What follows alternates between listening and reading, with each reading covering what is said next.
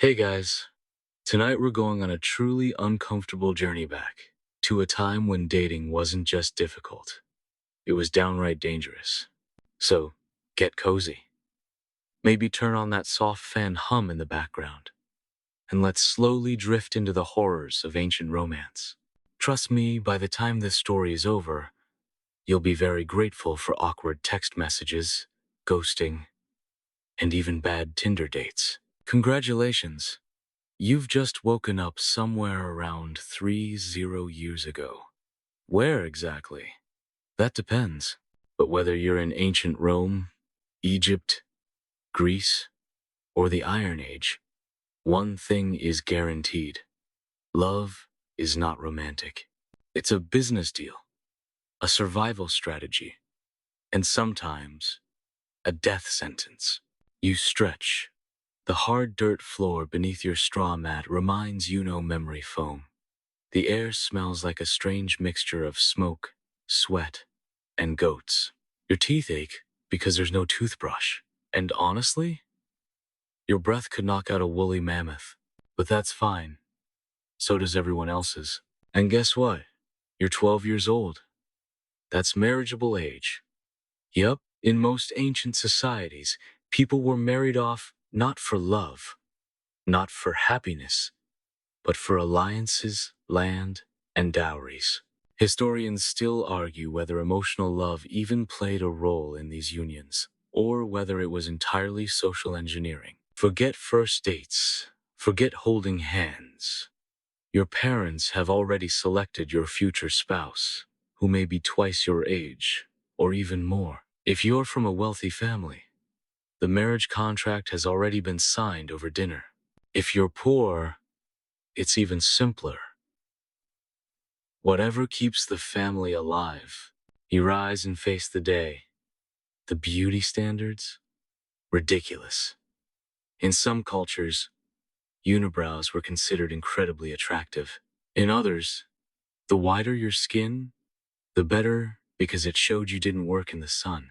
Ancient Egyptian women painted their eyes with green malachite and black coal, unaware that these cosmetics were toxic and slowly poisoning them. But hey, beauty is pain, right? You step outside. If you're lucky, you'll meet your intended today. But don't get your hopes up. Hygiene is non-existent. Bathing happens maybe once a month, unless you live near a public bath. Your skin is covered in lice bites. The smell imagines sweat, old olive oil, and animal dung. Ah, love is in the air. Your first courtship ritual? It might involve throwing apples at someone you fancy. Yes, ancient Greeks sometimes did this. Or maybe offering a carved token. Or worse, nothing at all. Just a silent, awkward family meeting where your life is bartered like a goat at market. Want to say no to this marriage? Good luck. In most ancient cultures, refusing an arranged marriage could mean social ruin or worse, death, particularly if you're a woman. Female choice? That's not even part of the vocabulary. Now imagine this. You're Roman. You're invited to a banquet. Wine is flowing. People are toasting to the gods. And somewhere between the grapes and the flatbread, you're introduced to your future spouse. You chat. Well, kind of. Because romantic conversation wasn't really a thing.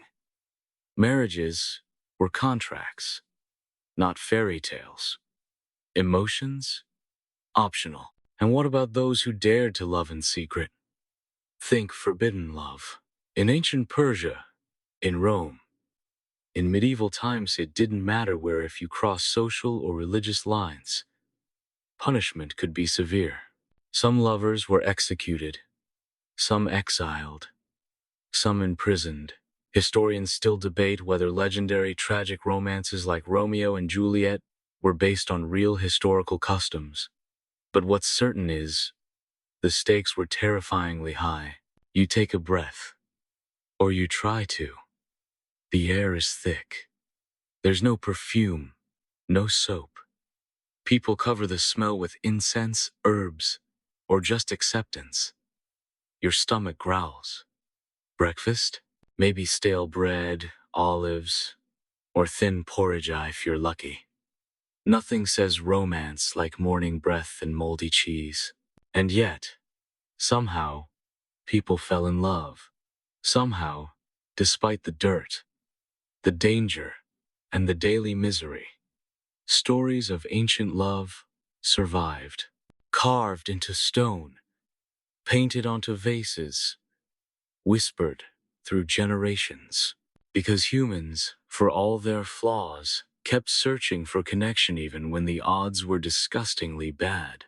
So tonight, as you drift off under your warm blankets, not made of straw, thankfully, remember this. Love was never easy. But back then, it was nearly impossible. And you probably wouldn't last a single date. You've survived the morning barely. But don't relax just yet. Because in the ancient world, every hour of the day could bring a new dating disaster. Forget about texting wid or swiping left.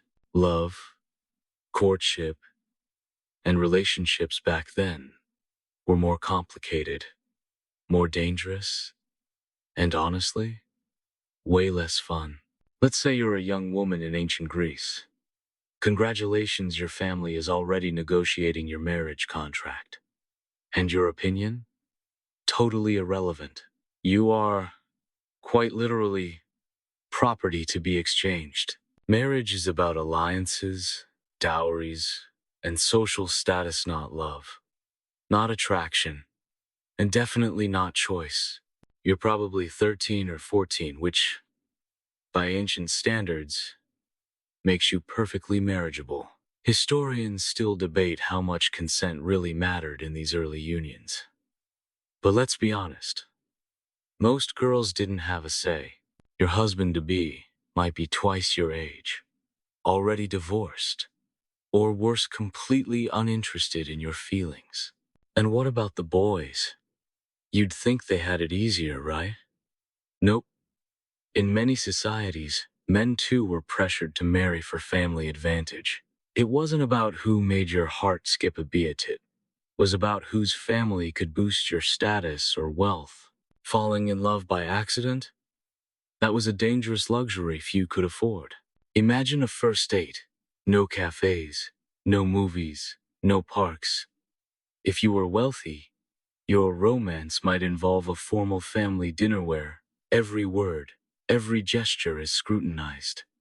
Smile too much? You seem desperate. Stay too quiet? You seem cold. No pressure. For the lower classes, there weren't even dates. People met at the marketplace, during festivals, or while fetching water from the well. Privacy? Forget it. Every conversation had an audience: family, neighbors, livestock, and probably 3 goats. And if, somehow, you did fall for someone unsuitable, say, from a different class, religion, or culture, punishment could be severe. In some societies, disobeying marriage arrangements could lead to imprisonment, public shaming, or even death. Think that's extreme? In ancient Rome, adultery by women was sometimes punished by exile or execution. For men, a slap on the wrist if that. Now let's talk about ancient beauty. Because it wasn't just the rules that were harsh, the beauty standards were brutal too. In ancient China, some women had to bind their feet to make them small, a torturous process that caused lifelong pain. In ancient Japan, women blackened their teeth because white teeth were seen as animalistic. And in ancient Egypt, makeup was caked on using lead-based powders that slowly poisoned the wearer. Smell? Don't even ask. Most people bathed once every few weeks, if at all. Soap was rare and expensive. Perfume was just crushed flowers and animal fat. And dental hygiene? Non-existent. Imagine kissing someone who hasn't brushed their teeth either. And what if you were LGBTQ Jiaone in the ancient world? In some cultures, like ancient Greece, same-sex relationships were normalized, but usually only for men and in very specific ways. In others, punishable by death. The risks were enormous. Even getting divorced was nearly impossible. In medieval Europe, marriage was considered sacred and permanent. Even if your spouse was abusive, violent, or completely insane too bad, you were stuck.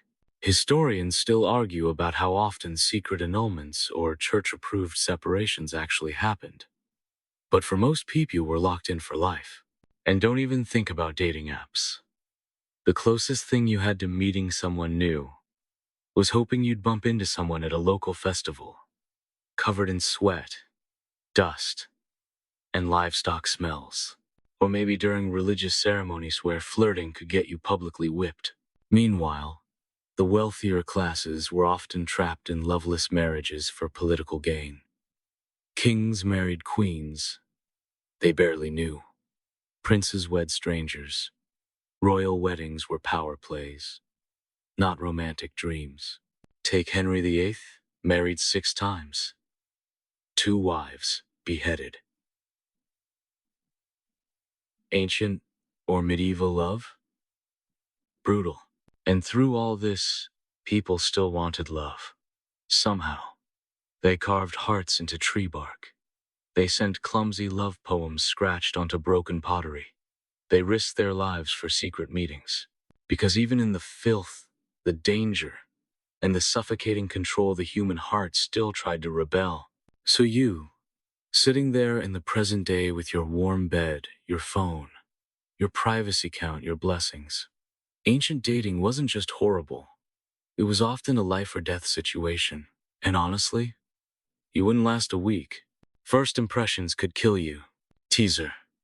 In ancient times, a simple glance or handshake could decide life, death, or lifelong misery. You've made it through the awkward arranged marriage phase. Congratulations, sort of. But now comes the next horror of ancient dating, the first impression. And in the ancient world, first impressions weren't just awkward. They could literally kill you. Imagine this. You're in ancient Mesopotamia, standing in the dusty marketplace. You're meeting the family of your future spouse. The moment your eyes meet, you are being judged harshly. The way you walk, stand, blink, breathe, everything matters. Smile too wide, you look untrustworthy. Smile too little, you're cold and unfriendly. In some ancient cultures, the wrong facial expression could spark accusations of witchcraft, bad omens, or social shame. And touch? Forget it. Historians still debate how acceptable any physical contact was in early societies. In some ancient cities, just accidentally brushing someone's hand could be seen as an intimate act or an insult. In ancient Persia, noble women were expected to remain veiled and silent. Any direct eye contact with a man outside the family could mean disgrace or execution. Let's say you're in ancient Rome. First impressions at dinner parties could be social suicide. Speak too boldly, you're arrogant. Stay too silent, you're simple. Even the way you held your wine cup could be analyzed. Spill something? Your entire social standing might collapse. If you're poor, it's worse. First impressions often happened in noisy, chaotic marketplaces where you're judged by your teeth, your smell, and whether you have all your fingers. People carried the scars of infections, injuries, and malnutrition. Looking too clean could be suspicious. Looking too dirty? Completely normal, but still. People whispered, "Now let's flip the script. What if you're royalty? Surely that's better, right?" Nope. Even emperors and queens faced immense pressure to look and act perfect in front of others. In Byzantine court life, the slightest slip, a stumble, a joke in poor taste could spark rumors of madness, corruption, or even demonic possession. And once gossip started, it was almost impossible to stop. Clothing? It had to be exactly right. In ancient Egypt, high-status individuals wore sheer linen robes, heavy jewelry, and dark kohl eyeliner, but if you wore the wrong color, associated with death or bad luck, you could ruin your chances of marriage completely. Even scent mattered. In ancient India, lovers were judged by how fragrant their oils were. Lack of proper scenting wasn't just unattractive, it was offensive. Imagine sweating under the blazing sun, with no deodorant, no soap, and barely any water. Still expected to smell sweet? Good luck. And if you failed, arranged marriages were sometimes canceled. Families could lose face. If you embarrassed your kin publicly, you might be disowned or forced into a worse match as punishment. Some ancient laws allowed financial penalties or public humiliation if wedding arrangements broke down. But the ultimate danger? In some warrior societies like the ancient Celts or Scythians, marriage could come with blood feuds. An insulted family might respond to a failed marriage negotiation with violence, revenge, or even tribal warfare. A bad first impression wasn't just embarrassing, it could literally be fatal. Meanwhile, open scholarly debate continues on how much women's opinions mattered in these decisions. Some argue women in Viking or Spartan cultures had more say in choosing husbands. Others believe those freedoms were overstated or rare exceptions. Through it all, people still tried. They still hoped to make that perfect first impression, whether through a poem scratched on clay, a token of affection carved from bone, or just a smile that didn't look too desperate. So tonight, as you lie in your bed clean, fed, and blessedly free from lice, remember, ancient dating was a survival game. And first impressions? They could literally kill. Welcome to the next round of ancient romance where there's no Tinder, no DMs, no swipes, just arranged terror, disguised as matchmaking. In ancient times, finding a partner wasn't your job, it was your family's obsession. Forget about finding your soulmate. Your parents, elders, or even village priests decided who you would spend your life with. And the methods? Honestly, terrifying. Imagine you're living in ancient India. Your family hires an astrologer not to read your fortune, but to choose your spouse based on the alignment of the stars. If Saturn is in the wrong position, marriage canceled. If your horoscopes don't match, too bad, you're alone forever, even if you were deeply in love. Historians still argue how much individual choice existed in these early matchmaking systems, but for most, it was written in the stars or not at all. In ancient China, matchmaking was a high-pressure art form. Families exchanged 8 characters' birth dates to calculate astrological compatibility. If your signs clashed, the relationship was doomed. In some villages, if a girl was born in the year of the fire horse, she was considered bad luck. Some families would even abandon female babies to avoid shame. What about ancient Rome? Here, matchmaking was all about money, land, and bloodlines. Wealthy families literally traded their children like stocks. Marriages were contracts, not connections. Love? That was something you looked for outside marriage, in secret, or never. It wasn't unusual for a Roman man to marry for power, but find actual affection in extramarital relationships, often with younger men or courtesans. But the poor? The poor had it worse.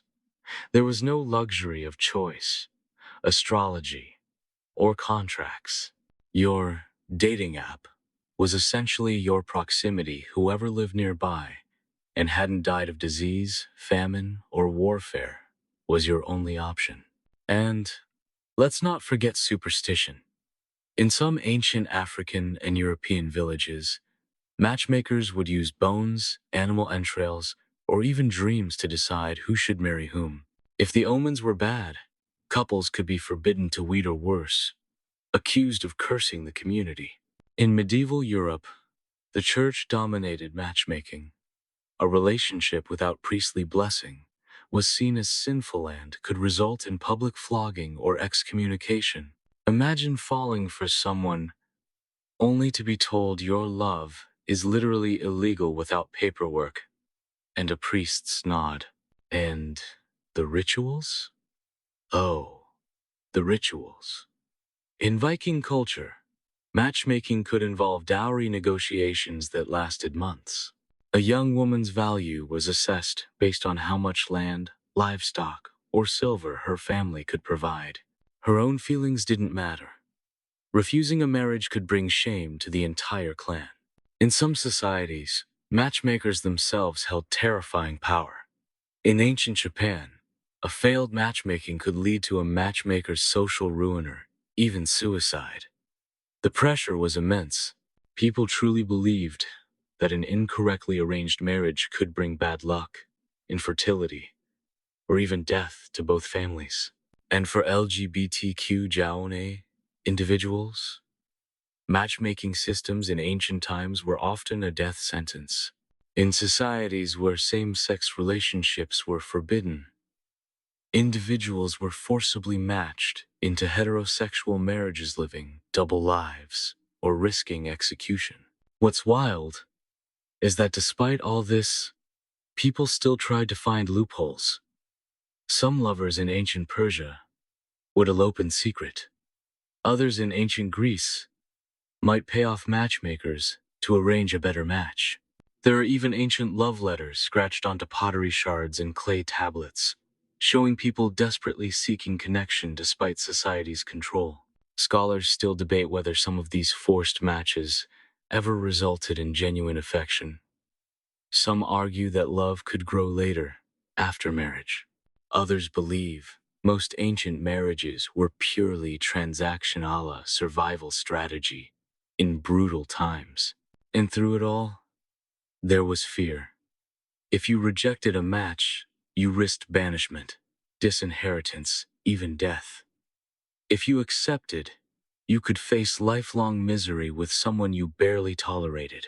So tonight, as you relax, under soft sheets, with no arranged marriage looming over your head, remember, in ancient times, matchmaking wasn't just awkward, it could ruin lives or end them. You've made it this far, survived the awkward stares, the judgmental parents, and the never-ending pressure to marry someone you barely know. But now comes the true nightmare. Ancient matchmaking, the prehistoric version of dating apps. And spoiler alert, it was terrifying, ruthless, and often completely out of your control. Forget about swiping right. In most ancient societies, you didn't choose your partner, your family, your village elders, or sometimes the stars themselves made that decision for you. And the process? Equal parts superstition, social climbing, and pure luck. Let's start in ancient India. If you thought modern horoscopes were silly, imagine your entire marriage decided by the alignment of the planets at your birth. Families would bring in astrologers, serious, terrifying men to compare horoscope charts. If Mars was sitting in the wrong house, marriage? Cancelled. Even if you loved each other. Even if you'd already exchanged gifts or shared secret glances. Historians still argue whether individuals could override these decisions. But most evidence suggests nope. The stars had the final say. Now picture ancient China.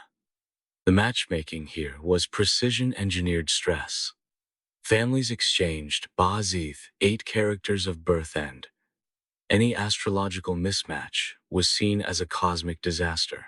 Some dates were so unlucky that children born under those signs were abandoned or hidden. Imagine being told your entire future is doomed because you were born 10 minutes too early. And in ancient Rome, love wasn't even part of the vocabulary. Marriages were business transactions. Your family name, your father's land, and your political alliances dictated everything. Falling in love?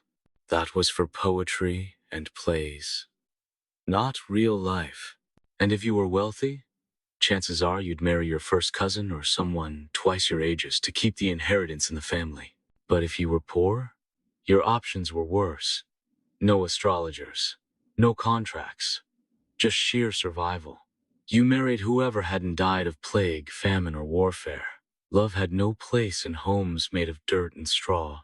And don't even think about romantic courtship. In many societies, seeing your future spouse before the wedding was forbidden. In some Middle Eastern cultures, the veil wasn't just a fashion statement, it was a literal barrier to prevent you from seeing the face of your future until after the vows. Imagine marrying someone whose face you've never even glimpsed, and you thought blind dates were bad. It gets darker. In Viking Scandinavia, matchmaking often involved dowries of land, livestock, and silver. Refusing an arranged match could bring shame to your family name, or worse, outlawry. That's right. You could be legally banished from your own village just for saying, no thanks. Meanwhile, in ancient Japan, matchmakers called Nakodo held terrifying power. If their match failed, it wasn't just embarrassing. In some cases, it could lead to public shame, bankruptcy, or even suicide. In communities where honor was everything, a failed marriage wasn't just personal, it destroyed entire bloodlines. And for the LGBTQ genre community, life was a nightmare. In societies like ancient Greece, where same-sex relationships were tolerated in some settings but forbidden in others, individuals were still forced into heterosexual marriages, living double lives or facing death. Let's not forget superstition. In Africa, Europe, and the Americas, witch doctors, shamans, or village elders decided matches based on animal bones, dreams, or signs from nature. One bad omen, a bird flying left instead of right, could mean a lifetime of loneliness. Some matchmakers used love potions brewed from herbs, animal parts, or stranger things. Think bat wings, dried lizards, or worse. If the potion didn't work, women were sometimes blamed as witches. Yes, failing to fall in love could get you burned alive. And if you somehow managed to survive the match, the wedding itself could still kill you. In parts of ancient Mesopotamia, bad weather on your wedding day wasn't just bad luck, it could be interpreted as divine punishment. Some newlyweds were executed if their union was seen as cursed. There are clay tablets from Sumerian times that show desperate love letters, people begging to be allowed to marry someone of their own choosing. Some succeeded, most didn't. Scholars still debate whether ancient arranged marriages ever led to real happiness. Some argue that affection could grow over time. Others suggest that most marriages were lifelong prison sentences. And yet, despite the terror, the risk, and the absolute lack of choice, people still hoped for love. They sang songs. They carved secret messages into walls. They risked everything for a stolen glance. So as you drift off to sleep tonight, safe, single or not, and completely free to swipe right or left, be grateful. Because in the ancient world, love was a battlefield. And sometimes it killed. You've survived the matchmaking. Congratulations, sort of. But your ancient romance isn't over yet. There's one more obstacle standing between you and your not-so-happily ever after. Hygiene, or rather, the total absence of it. In almost every ancient culture, cleanliness wasn't just rare, it was sometimes viewed as dangerous. And yes, that includes dating. Smelling awful wasn't just normal, it was expected. Let's start with ancient Rome, often painted as the clean society because of its famous public baths. Sounds luxurious, right? Not so fast. These baths were germ factories, hundreds of unwashed bodies soaking in the same lukewarm water. scrubbing themselves with the same shared sponges on sticks. Yes, the infamous xylospongium. Historians still argue whether Roman baths actually cleaned you or just redistributed everyone's filth. And if you lived in a rural area or were too poor for public baths, you simply didn't bathe. For weeks, sometimes months. Some believe that bathing weakened the body's defenses, allowing bad air to seep in. The result? Body odor that could probably knock out a horse. But no one complained because they all smelled the same. In medieval Europe, the situation got even worse. Bathhouses once popular became linked with sin, disease, and even witchcraft. After outbreaks of plague, people genuinely believed that opening your skin's pores with hot water allowed sickness to enter. So, they stopped bathing almost completely. Wealthy nobles might bathe once or twice a year in holidays, or for weddings. The poor? Never. Your date's idea of hygiene? Changing shirts once every few months? Brushing teeth? Ha! Medieval people used ash, crushed bones, or nothing at all. And yes, rotting teeth and severe halitosis were part of everyday life. If you kissed your medieval sweetheart, you weren't just swapping saliva, you were sharing decades of plaque. In ancient Japan, cleanliness was slightly better thanks to Shinto beliefs that associated purity with spiritual strength. But even there, regular bathing was mostly for the elite. The average farmer or merchant went weeks without washing, and laundry was a once-in-a-blue-moon event. If your clothes could walk on their own, totally normal. And let's not forget hair care. In ancient Egypt, both men and women shaved their heads to avoid lice and heat. Wigs were worn instead, but these too were rarely cleaned. Some were made from goat hair, plant fibers, or human hair soaked in oil, so literal magnet for dust and disease. The result? Smelly, greasy, sticky headpieces perched on sweaty skulls. And perfume? That was not a fashion choice, it was a survival tactic. Ancient Greeks, Persians, and Romans used heavy oils, myrrh, and frankincense to mask the overwhelming body odors. Love letters from the time often describe someone as smelling of roses, which usually meant they'd just douse themselves in rose oil to hide the stench of rot and sweat. For ancient daters, teeth were also a disaster zone. In Mesopotamia and early Europe, toothaches were so common that some cultures blamed them on toothworms, imaginary creatures living inside the gums.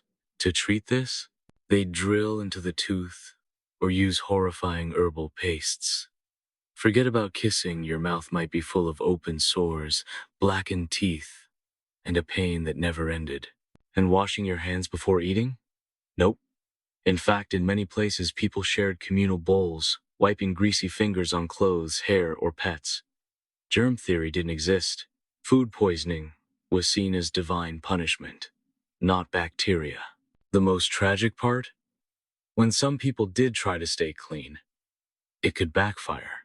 In 17th century Europe, women who bathed regularly were sometimes accused of being witches or seductresses because cleanliness was seen as vain and immoral. Cleanliness could get you burned at the stake. Even in societies that valued cleanliness like the Islamic Golden Age, where bathing and dental care were encouraged, access was still limited. Cleanliness was often reserved for the rich, the religious elite, or royalty. Scholars still debate whether ancient attitudes toward hygiene stemmed more from ignorance or limited resources. Some argue people genuinely feared waterborne diseases. Others believe extreme filth was simply unavoidable in a world without plumbing, soap, or basic infrastructure. But through it all, people still dated, married, and kissed, even when their teeth were falling out, even when their clothes were never washed, even when lice were considered a normal part of life. Love, it turns out, is stronger than soap. So tonight, as you lie in your fresh sheets, having brushed your teeth with minty toothpaste. Take a moment to be grateful, because in ancient times, your romantic partner probably smelled worse than your garbage bin on a hot summer day. So, let's say somehow you've survived the matchmaking, ignored the hygiene disasters, and now it's time for your first date. Except this isn't dinner in a movie. In the ancient world, first dates were less about butterfly sand, more about rules, rituals, and sometimes real danger. Imagine you're in ancient Greece. You've caught someone's eye at the market. There's no flirting, no texting, no casual coffee meetups. Instead, you need permission from her father, her uncles, and possibly the entire city council. And when you finally get to meet, you're not alone. Chaperone, usually older family members, sit within arm's reach, glaring, ensuring you don't so much as brush fingertips. Historians still argue whether love, as we understand it today, even existed in public during these times. In many ancient societies, romantic feelings were considered private, even shameful. Openly showing affection could lead to public punishment or worse, accusations of witchcraft, infidelity, or dishonor. In ancient China, first meetings were often completely silent. Families met, birth dates were exchanged, faces were barely visible behind veils. Sometimes the couple didn't even speak until their wedding day. Imagine sitting across from your date in total silence while your future is decided by tea leaves or an old man's hunch about the weather. And in medieval Europe, first encounters were usually business meetings disguised as courtship. The girl's father would discuss land rights, dowries, livestock. The potential groom would try to look respectable often, while missing half his teeth and wearing clothes that hadn't been washed since Christmas.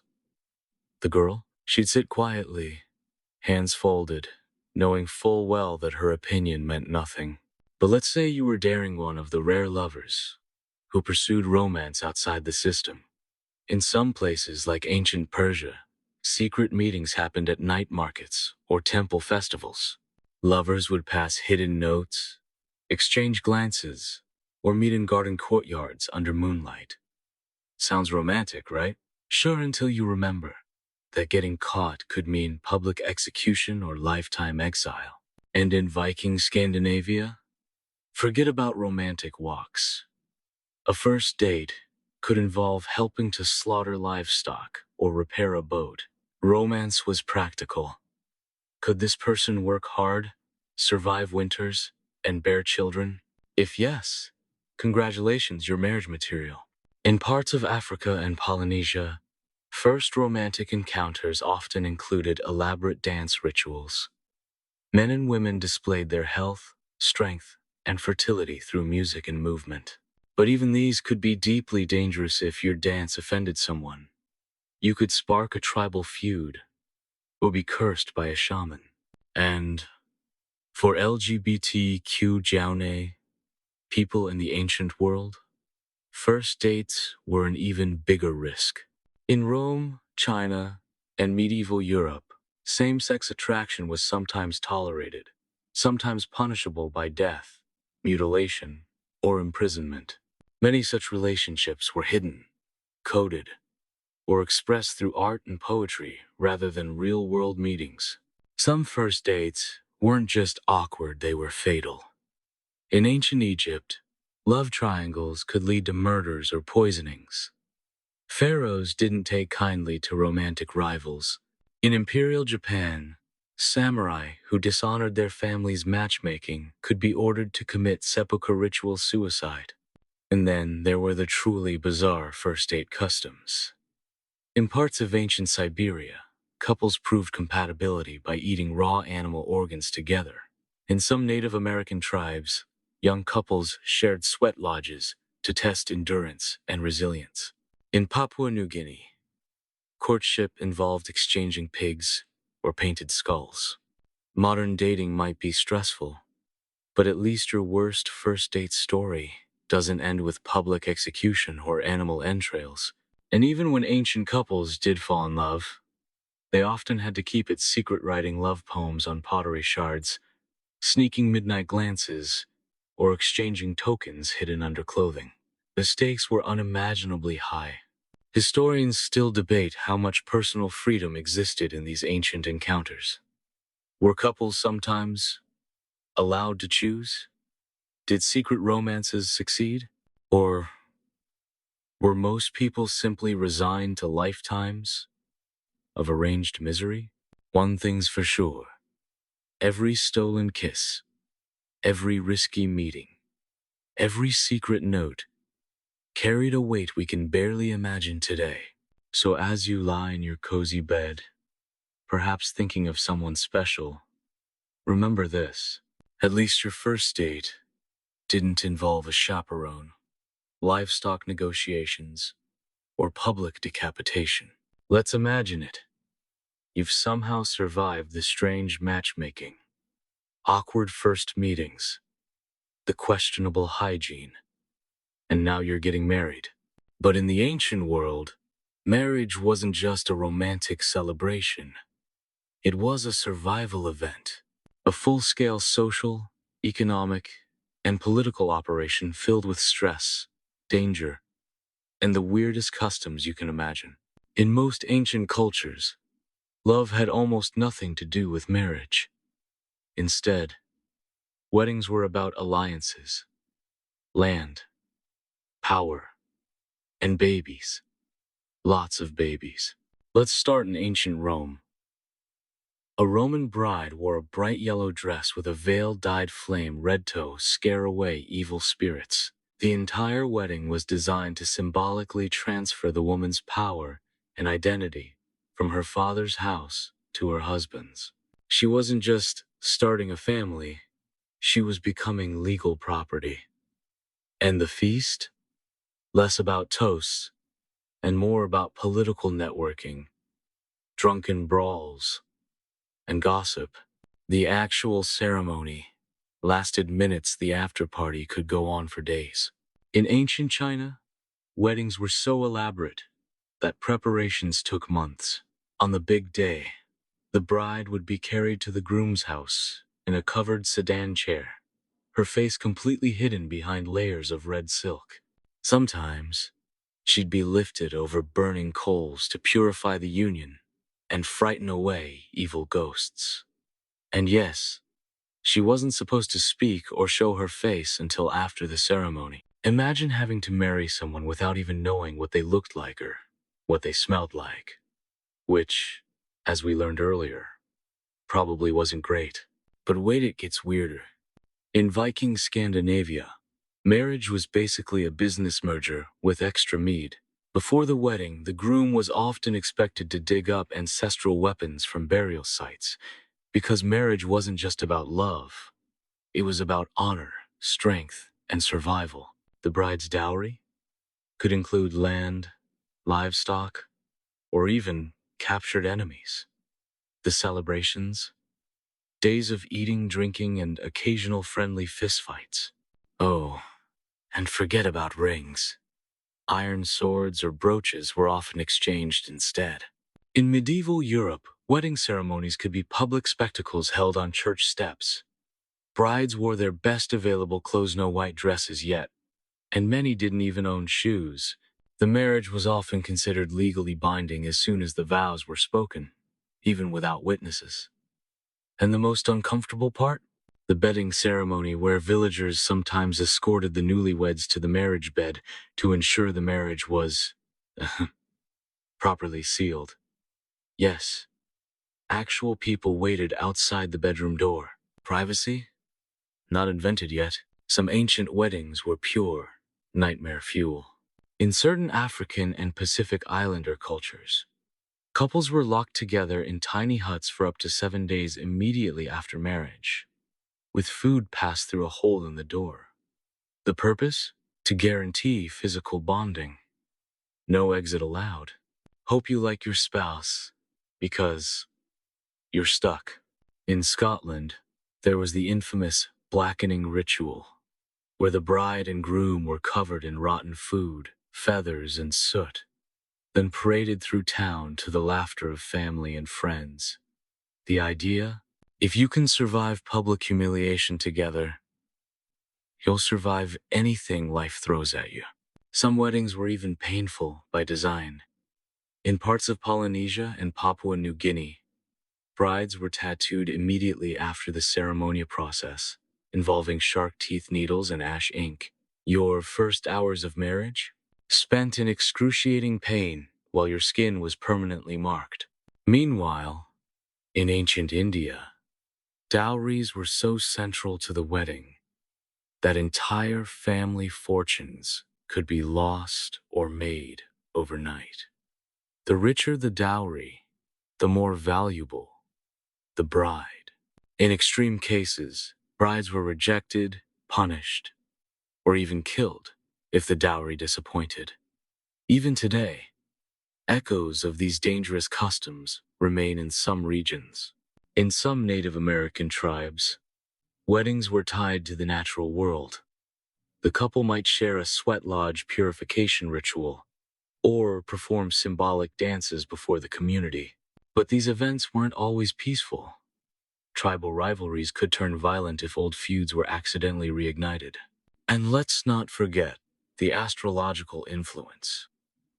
In ancient Mesoamerica, or Imperial China, weddings had to align with the correct zodiac days.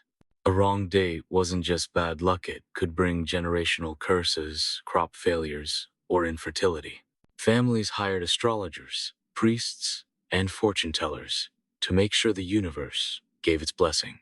Imagine rescheduling your wedding because Mercury was retrograde, except this time your entire future depended on it. And then comes the wedding night, rarely romantic, often painful or terrifying. In some places, ancient traditions demanded that proof of virginity be presented the next morning, sometimes publicly. Failure to prove this could lead to annulment, punishment, or death.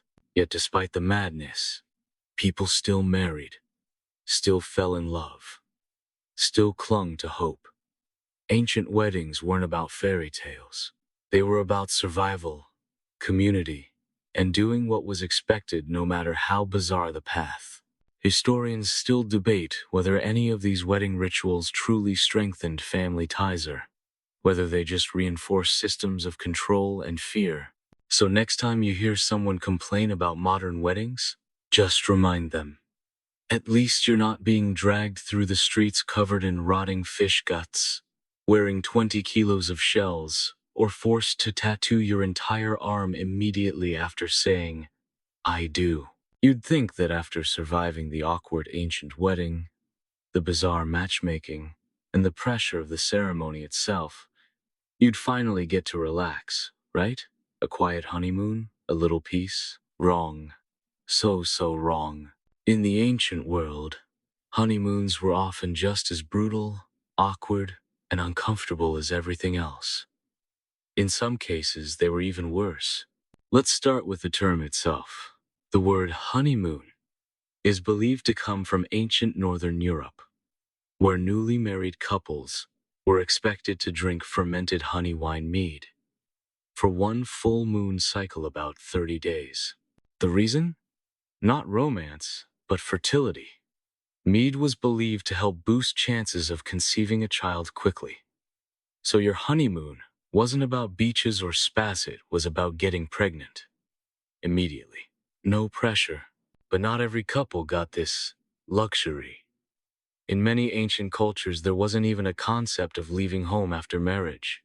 Instead, the newlyweds often had to move straight in with the extended family, meaning your honeymoon could involve sharing a hut with your in-laws, random siblings, farm animals, and probably a few rats. In medieval Europe, honeymoons could turn dangerous fast. It wasn't uncommon for rival families or rejected suitors to attempt to rescue the bride during the early days of marriage. Imagine this. You're finally alone, trying to enjoy your first night together, and suddenly your ex or an angry family shows up with swords. And yes, This happened often enough that some newlyweds kept armed guards posted outside their homes for days.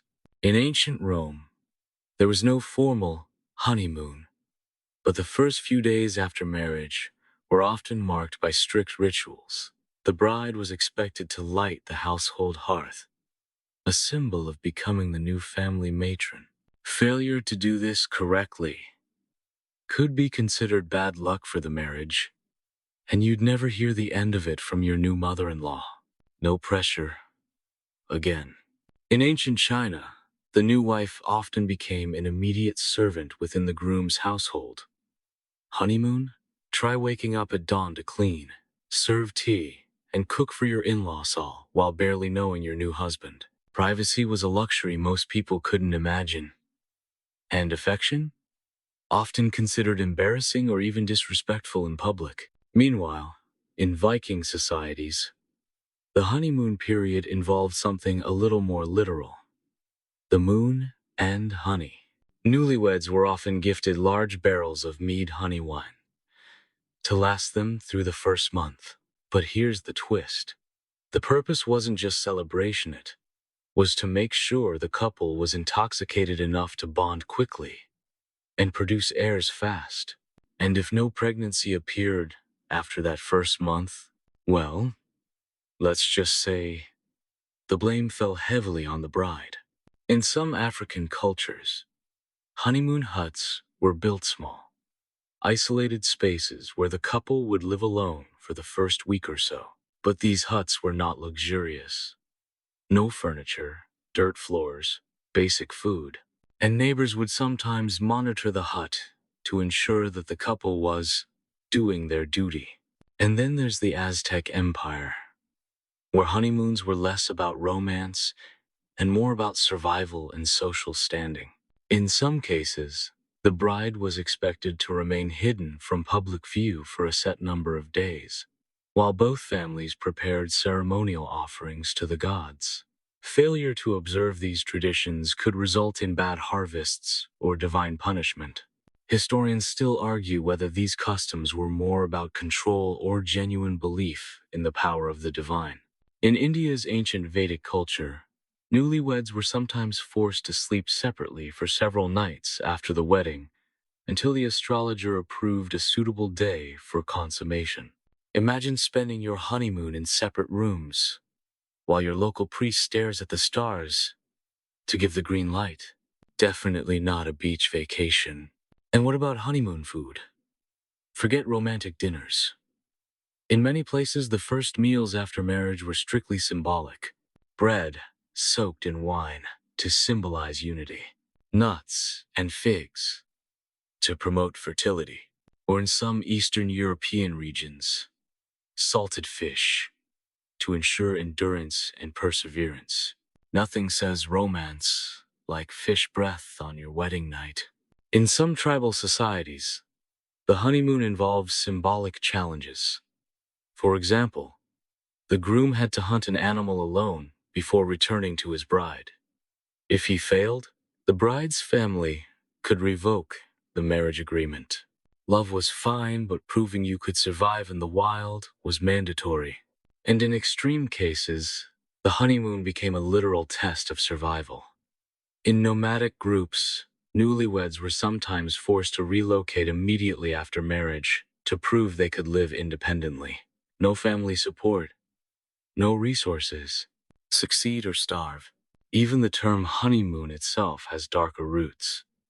Some etymologists believe the phrase came from the idea that honey, sweetness, would fade with the moon, one cycle, suggesting that marriage always becomes bitter after the first month.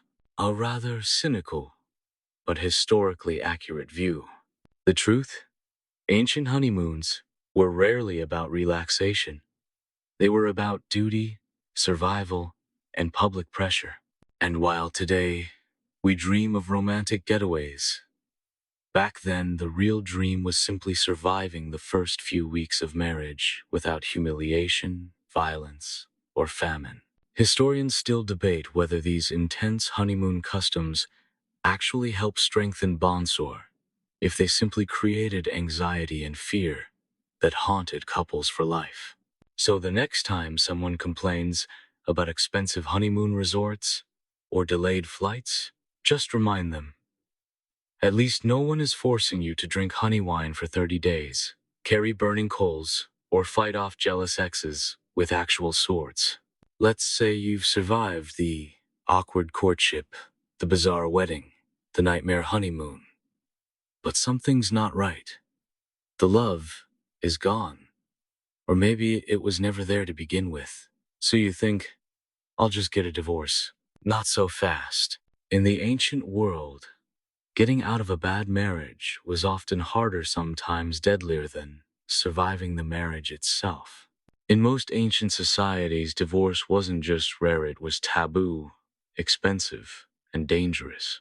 For example, in ancient Rome, men could divorce their wives with shocking ease, sometimes just by saying, "I divorce you," in front of witnesses.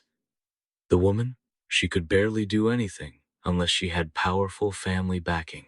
And what happened after? The wife lost her dowry.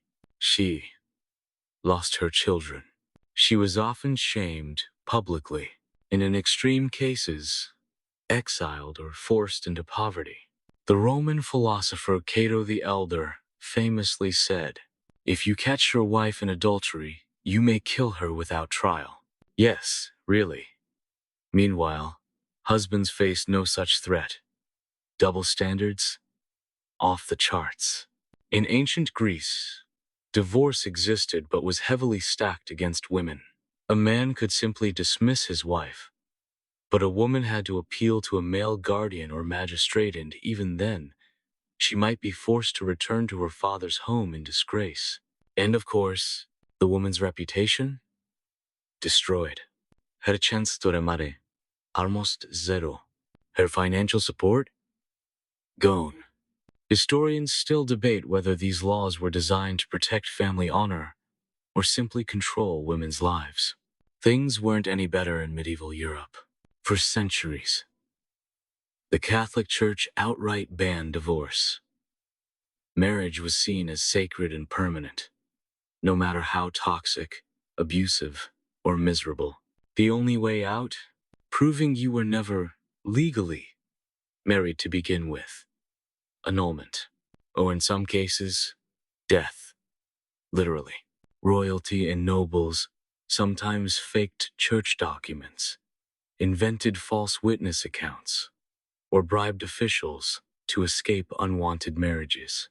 One infamous case, King Henry VIII of England, who literally created an entirely new church just so he could divorce and remarry multiple times, proving that sometimes only total power could free you. In ancient China, divorce was even more chilling. Men could divorce wives for 7 grounds. 1. Disobedience. 2.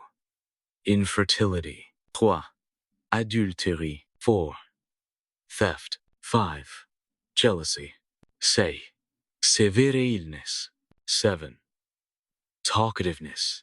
Yes, you could legally divorce your wife for talking too much. Women? Almost no legal standing. Some were killed or sold into slavery rather than legally divorced. Historians still argue whether these harsh laws were meant to preserve social stability or simply male dominance. In ancient Japan, early forms of divorce were slightly more flexible, but women still faced lifelong stigma. A divorced woman was seen as unlucky, undesirable, or even cursed. Many were forced into servitude or prostitution just to survive.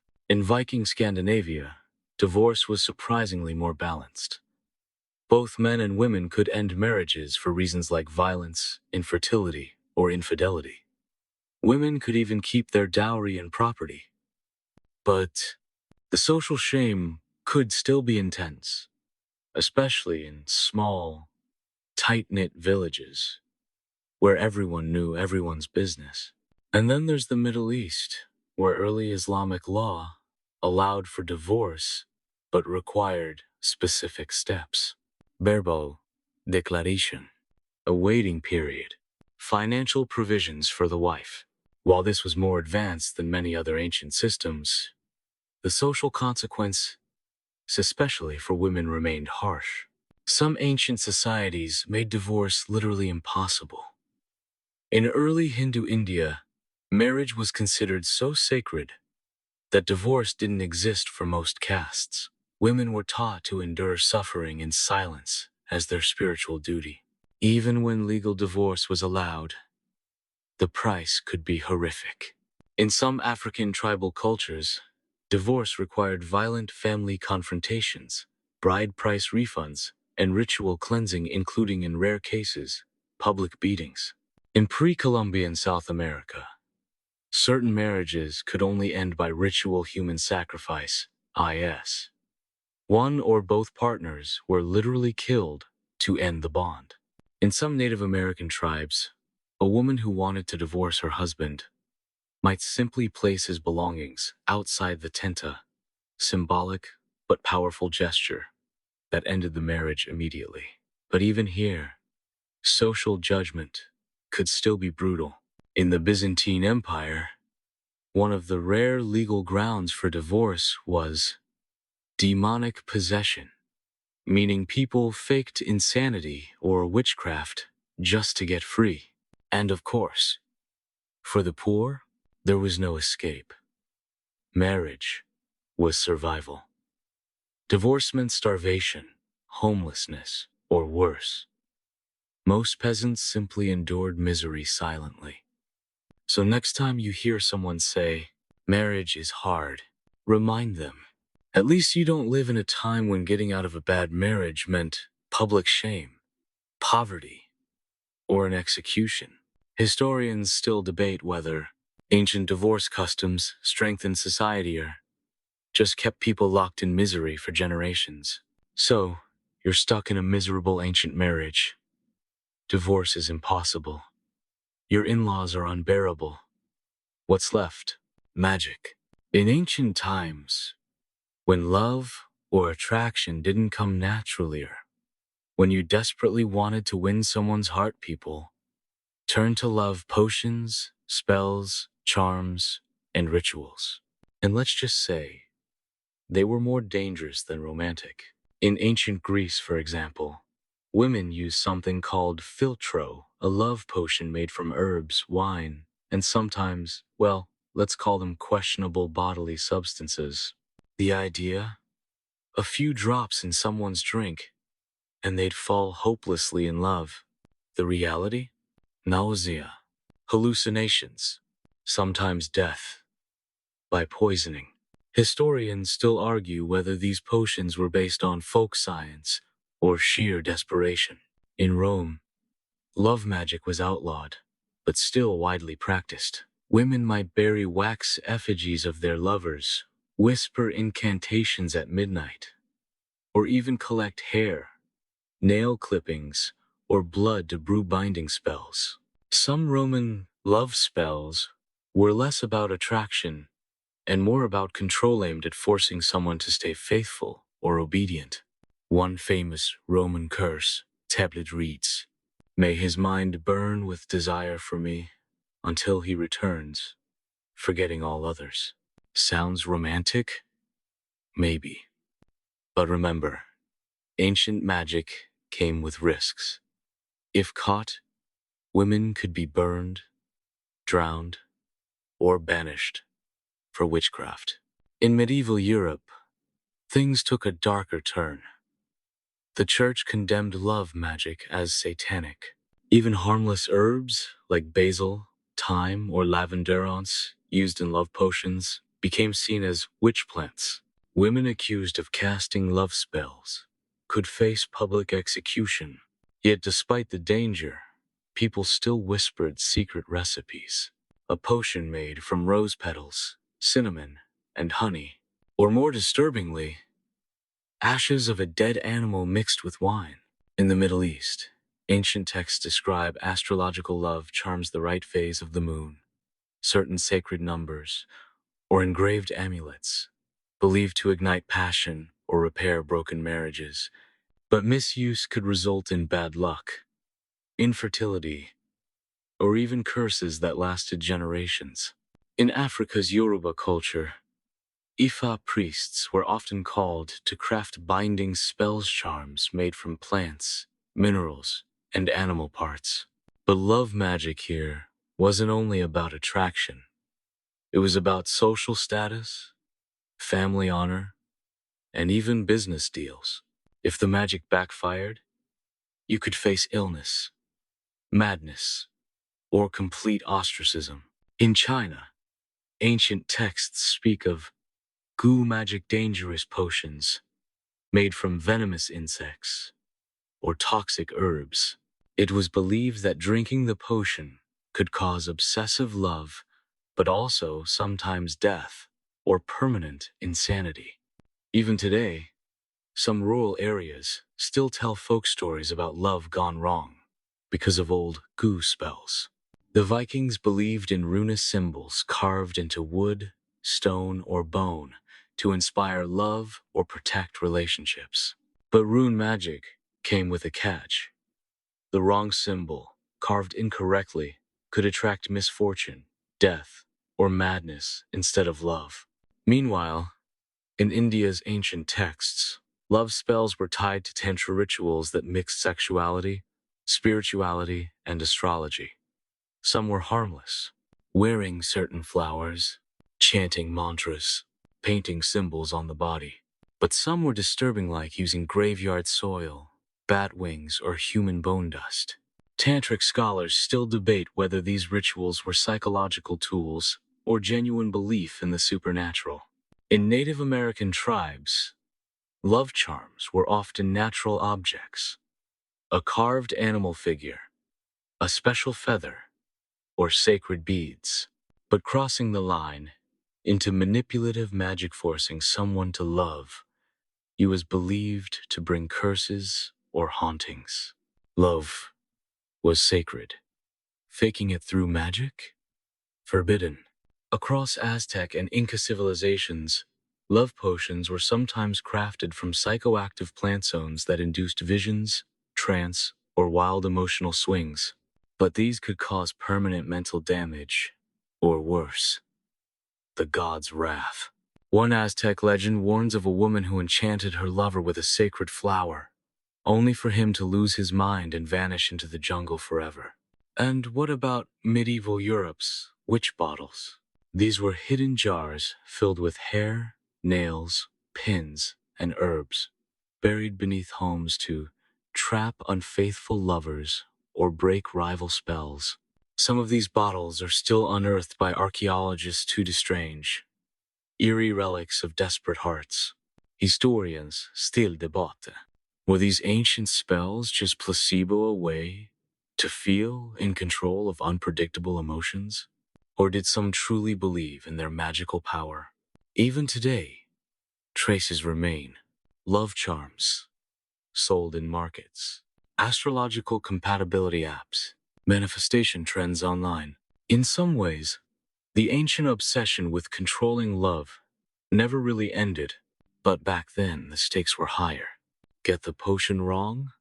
Poison. Get caught? Execution. Success? Maybe. Or maybe just more trouble.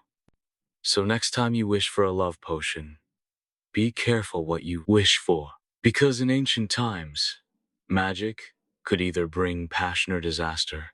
And now we're stepping into one of history's oldest and most dangerous emotions: forbidden love. The kind of love that makes your heart race and your stomach twist. The kind where one wrong move doesn't just break your heart, it could literally ruin your entire life. So, tuck yourself in. Maybe grab a soft blanket, because this journey gets bumpy. Imagine waking up in the ancient world, let's say ancient Rome, or medieval Japan, or even Viking Scandinavia. You look around, stretch your legs, yawn, and then you see someone. Your heart skips a beat. But wait, this isn't some cute crush moment. This is dangerous. Because you're not allowed to fall in love with this person. Why? Because ancient love wasn't just about feelings. It was about status, politics, survival. Your family's honor could depend on who you married and who you didn't. In ancient Rome, marriage wasn't about butterflies in your stomach. It was about wealth, land, and power.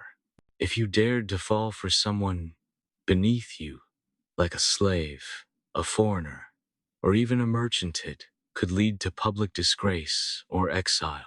Historians still argue whether Roman marriage laws were really about morality or just controlling wealth. The punishment? In some cases, lovers were permanently separated. Families would go to extreme lengths sending daughters to distant villas or even forcing one lover into the military just to keep them apart. Imagine that. One stolen kiss could change the course of your life forever. Fast forward to ancient Japan. Among the samurai class, love was downright dangerous. Marrying for romance instead of duty could dishonor the entire clan. Disobedient lovers faced banishment, forced marriage, or worse, eternal shame. Many old Japanese love stories tell of young couples fleeing their villages just to stay together. Some never made it. Some became legends. Historians still debate whether love in samurai culture was ever truly freer, always weighed down by duty. Over in medieval Europe, it wasn't any better. Marriages were essentially business contracts. A farmer's daughter who fell for the blacksmith's apprentice without parental consent? Scandalous. Even royalty wasn't spared. Anne Boleyn's tragic fate is still one of history's most famous cautionary tales. Was it love that brought her downfall? Or was it politics, jealousy, and power? Historians can't agree, but what's certain is that she paid for love with her life. In Africa, in many tribal societies, marriage was not just between two people, it was a community event. Love that crossed tribal or social lines could result in banishment, isolation, or even tribal conflict. Yet, even in the face of such risks, there are oral stories and folk tales of lovers who defied the rules, choosing love over duty. Many were remembered not for their mistakes, but for their bravery. Let's shift to ancient China. Here, marriage was strictly arranged. Love? That was seen as dangerous. Even emperors' children weren't free to choose who to marry. The famous tale of the butterfly love versa Chinese Romeo and Juliet shows how forbidden love could end in tragedy. Families controlled every step of courtship, and secret romances were met with severe punishment. Historians still argue whether love was viewed as a distraction from duty or a rebellion against social control. In the Middle East, ancient family codes were often centered around honor. Secret love? Forbidden. Marrying without parental blessing could lead to lifelong rejection. And yet, through the ages, poetry, from Persian to Arabic cultures, celebrated the deep agony and thrill of impossible love. The heart always finds a way, even when the laws say otherwise. Even in Viking society, where you might imagine things were freer, love wasn't simple. Marrying without consent, that could get you exiled or worse. Viking sagas are full of lovers who defied their clans, sometimes finding freedom, sometimes meeting tragic ends. Historians debate whether these tales were purely legend or reflected real social tensions. In Mesoamerica, among the Aztecs and Mayans, marriage was about family honor and social duty. Secret romances? Rare and extremely dangerous. Getting caught could lead to public punishment or worse.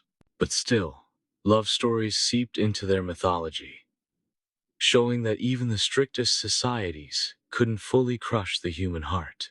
And finally, in early Christian Europe, romantic love was actually viewed with suspicion. Marriage was meant for duty, not passion. Even the concept of marrying for love is relatively modern. Lovers who defied expectations could face exile, religious punishment, or lifelong confinement. So what does this all mean? It means that across time, across continents, and across every human society, love has always been risky. People have risked family rejection, lost their wealth, even faced death all in the name of forbidden love. The good news? Today, your worst case scenario is maybe being ghosted or getting left. We're traveling deeper into the strange, surprising, and sometimes shocking world of ancient beauty standards. And trust me, you're about to feel very lucky to live in the era of toothbrushes and deodorant. Imagine this. You've survived the awkward ancient first date. You've made it through the bizarre marriage proposal. And now you're about to meet your new partner. But what exactly did people find attractive back then? Let's just say it wasn't six-packs and pearly whites. Let's start with ancient Egypt. If you were living by the Nile around 1500 BC, beauty meant heavy black eyeliner, shaved heads, and perfumed wigs. Both men and women wore makeup eyes, even the guys. The more eye makeup, the better. It wasn't just fashion, it was thought to protect you from the evil eye and the harsh desert sun. Pale skin, believe it or not, wasn't desirable. A golden tan was seen as healthy. And eyebrows?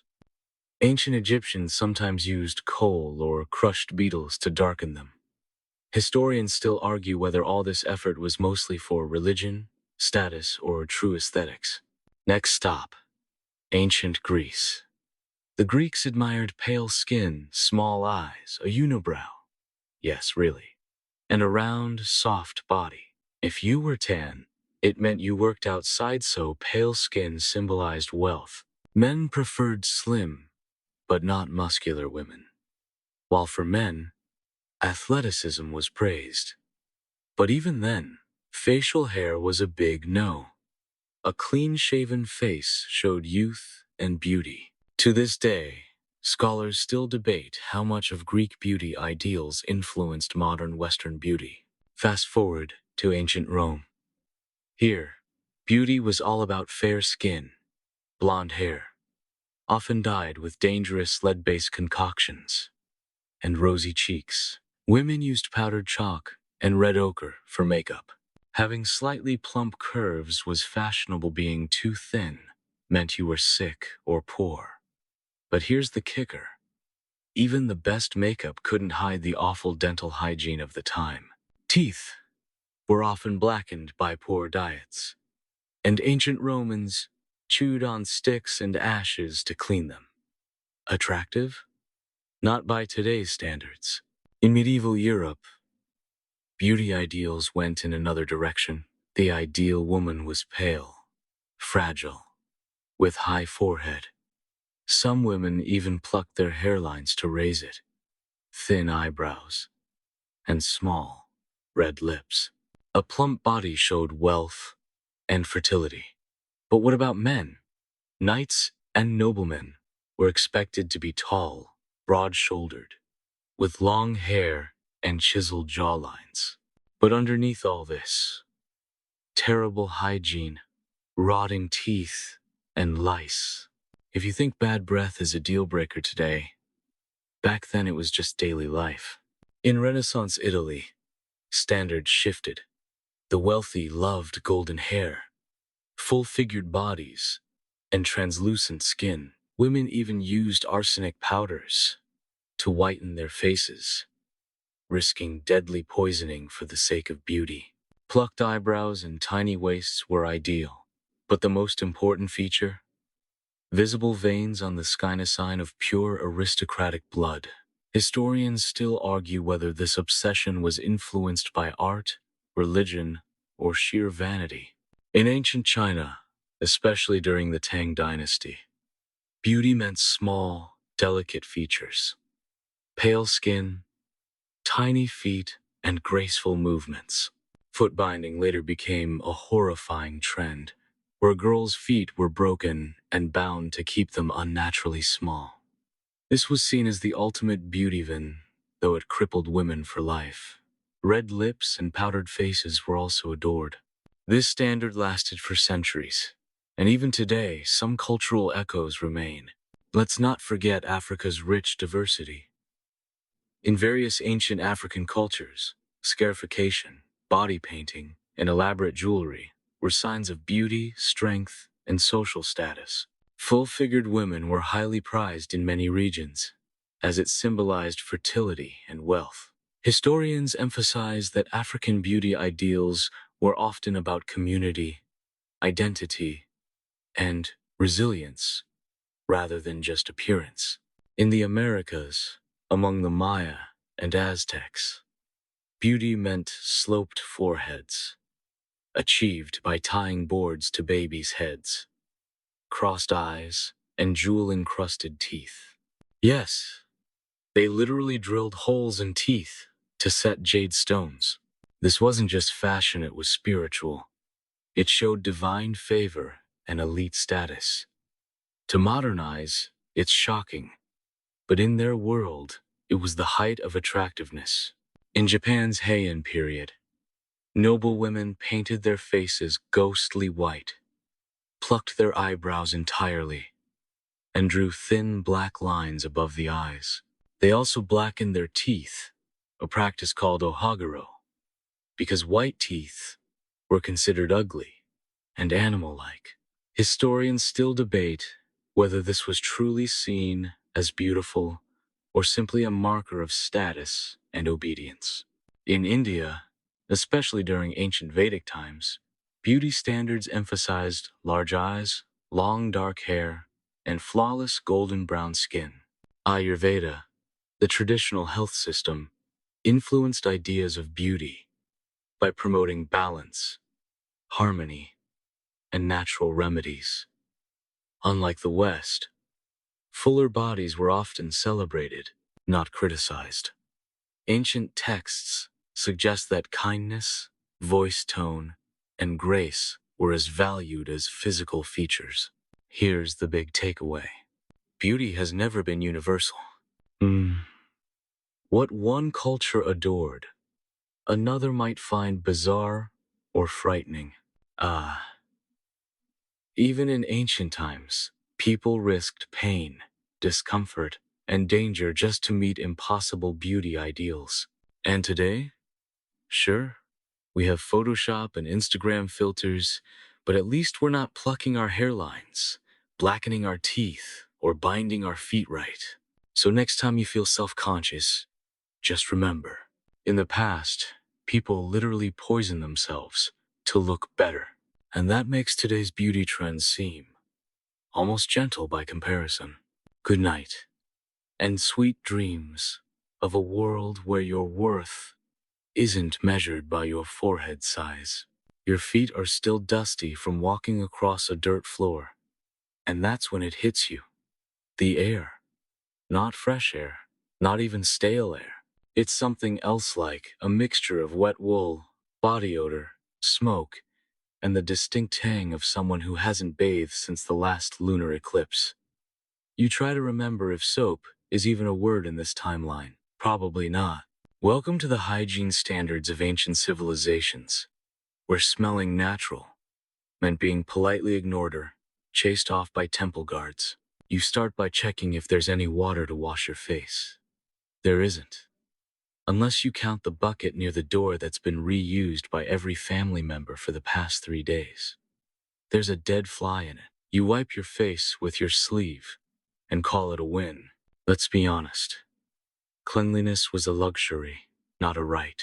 Unless you were a high priest, emperor, or someone born with indoor plumbing, aka no one. Chances are you spent most of your life covered in layers of grime, oil, ash, and hair. Not your hair, other people's hair. It just stuck to things. In ancient Rome, sure, you've heard of bathhouses. Sounds fancy, right? Marble floors, steam rooms, warm water. But here's the catch. Everyone shared the water and the tools. You'd walk in with lice, scrape your skin with a communal strigil metal stick, and walk out, still with lice, but slightly shinier. In medieval Europe, it got worse. After the fall of Rome, the idea of regular bathing was seen as sinful. The church taught that nakedness, temptation, so people stopped bathing altogether. For some, once a year was considered plenty. Bathhouses were shut down, and public health followed. People believed bathing opened the skin to disease. They thought dirt worked like armor. So your best defense against illness wasn't soap, it was being so filthy that even bacteria gave up. Historians still argue whether this belief came from religious teachings or pure laziness. Probably both. If you lived in ancient China, hygiene varied. Scholars practiced ritual cleaning. You might rinse your hands and face before meals. But for peasants, water access was limited, and soap was expensive. Most used rice water or herbal ashes, and shampoo was unheard of. Your hair, thick with sweat and dust, doubled as a home for lice. And don't expect a toothbrush. Those weren't invented for most cultures until thousands of years later. If you cared at all, maybe you chewed on a twig. Some chewed mint leaves or rubbed ash on their teeth. But for most, teeth were just tools for eating, and they broke, rotted, and fell out by your 30s. Let's not forget clothing. Changing your outfit? That's a king's privilege. Most people owned one set of clothes, washed once a season if that. Laundry was dangerous.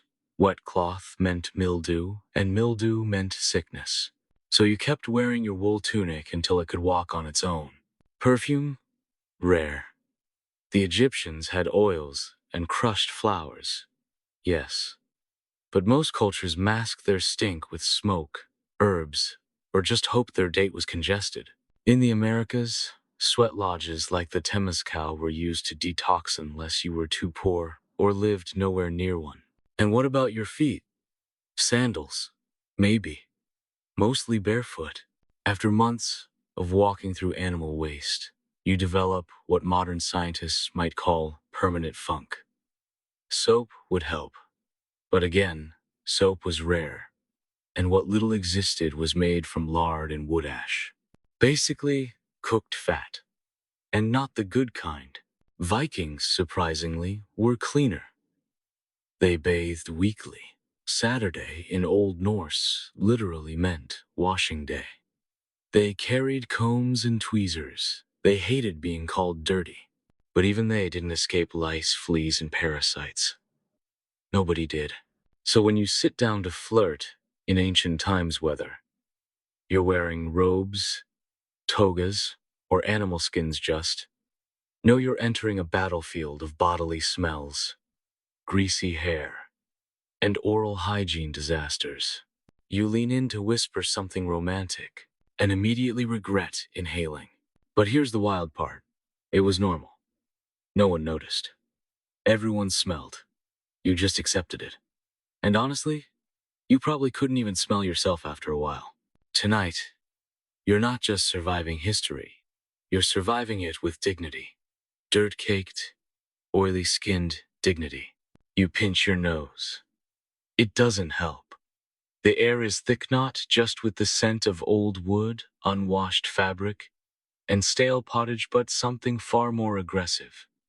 It clings to you like guilt, and unfortunately, it's your own scent. Let's talk about ancient hygiene, or rather, the lack of it. To be clear, you are not dirty by accident. You're dirty by design. Because in most ancient cultures, dirt wasn't just tolerated, it was believed to be healthy. Medieval Europeans, for example, thought that water opened the pores, and through those pores, evil spirits or illness could slip in. So naturally, bathing too much was considered dangerous. And so, you wear your grime like a second skin. Not because you're lazy, not because you like it, but because your priest, your doctor, and probably your grandmother all said so. And who are you to argue with grandma? If you lived in ancient Mesopotamia, you might have access to soap. That's right, they had basic soap, made of ash and fat. It worked. But guess what? It was mostly for ritual purification or washing clothes, not your pits. And even if it were available, it smelled like scorched sheep. Fast forward to ancient Greece. They loved naked statues, but not daily showers. Instead, Greeks coated themselves in oil, exercised, then scraped off the sweat, dirt, and oil with a strigil. No water. Just scrape and go. A glorified human frying pan, basically. Ancient India had a more elevated approach. Cleanliness was spiritual. Ritual bathing in the Ganges was common, but mostly for the religious elite.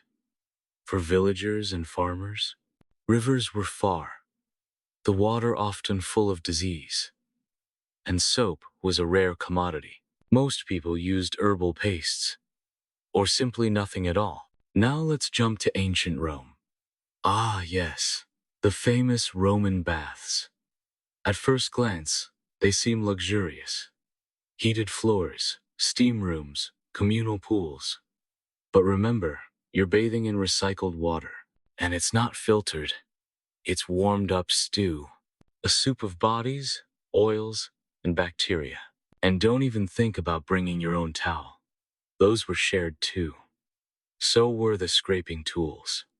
And probably your dignity. The rich had private baths, of course. But for the average Roman, bathhouses were like public transportation. You shared everything. You sweat with strangers. And you hoped no one had a rash, which they usually did. Meanwhile, in Northern Europe, the Vikings were actually ahead of their time. They bathed once a week in washing day. They carried personal grooming kits with combs, tweezers, and even ear picks, but even they weren't spotless. Parasites were a constant problem. Lice were more common than coins. Now picture yourself on a date. You've got your one good tunic on. It's stiff, but that's because it hasn't been washed in 3 seasons. It smells like last autumn's turnip stew and something unidentifiable that may or may not have been a cat. Your hair? It's thick, matted, and crawling with nature's surprise guests. Combs exist, but they're carved from bone, shared with the whole household, and mostly ceremonial at this point. Your teeth? Let's not even talk about your teeth. Toothbrushes wouldn't be invented until centuries later. The best you can hope for is chewing on a stick or rubbing ashes on your gums. Maybe rinse with wine if you're fancy. Tooth decay is normal. So is tooth loss by your 30s. Some cultures used mint leaves. Others just prayed their date had a head cold. Now let's talk clothes. You have one outfit, maybe two. Washing clothes is expensive, and dangerous wet cloth attracts mildew. And mildew invites disease. Most people just beat the dirt out and hang it in the sun. If it didn't smell like death, it was considered clean. Historians still argue. Did people actually think this was clean? Or did they just have no options? Maybe a bit of both. But evidence suggests that even by ancient standards, people noticed each other's stench. There are texts from Rome, China, and the Middle East, mocking, foul-smelling people. So yeah, you weren't nose blind. You were just polite. In ancient Japan, ritual purification through water existed in Shinto practice. But again, it was for specific occasions. The average farmer still sweated through the summer with only a bucket and maybe a cloth. Native American tribes used smoke baths standing over a fire of burning herbs to remove odor and evil spirits. Effective? Maybe, but not every day. In Mesoamerica, the temazcal, or sweat lodge, was a full spiritual cleanse. But it was seasonal, not daily. Most people went through life sweating, working, and hoping the wind blew their scent in the opposite direction. The most shocking part? Perfume existed. Egyptians created elaborate oils and scented pastes, but perfume was insanely expensive. The ingredients were imported resins, spices, flower sand reserved for priests, royalty, and the dead. So, unless you're planning to be mummified, that rose oil is out of reach.